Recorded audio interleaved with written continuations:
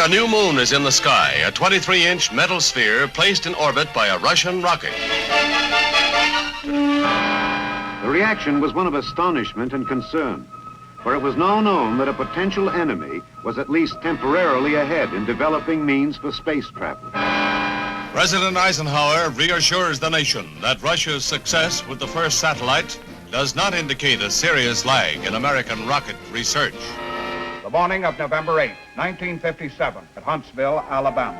A sudden meeting has been called by General John B. Medeiros, Commanding General of the Army Ballistic Missile Agency.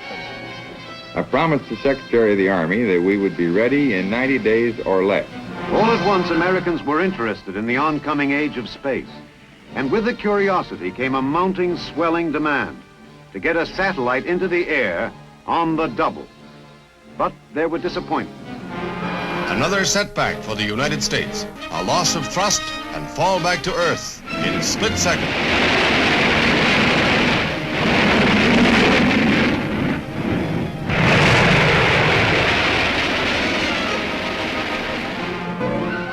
But meanwhile, far across the country at the Jet Propulsion Laboratory, a sprawling 80-acre research and development complex in Pasadena, California, scientists and engineers were racing toward the same deadline: 90 days to put a satellite into orbit. The Army is requesting the Jet Propulsion Laboratory to provide the following programs. First, the additional high-speed propulsion systems required. Second, the orbiting missile or satellite. And third, the necessary instrumentation to record and transmit the scientific data assigned to this experiment.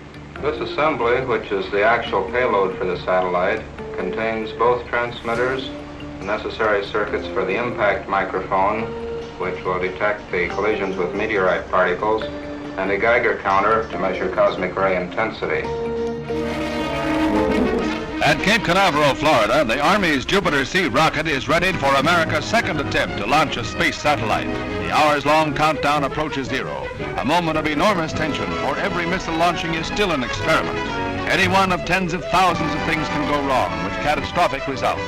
But all that can be done to assure perfection has been done. The moment is at hand. The countdown reaches zero. Flight command, flight command.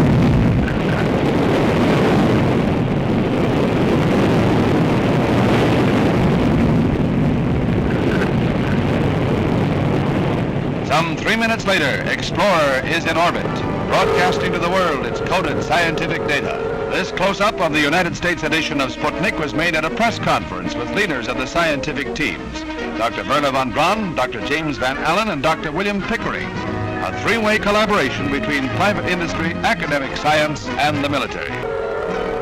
Cosmic ray intensity, meteor impact, solar radiation. These are the dry facts that will help carry man ever farther into the age of space.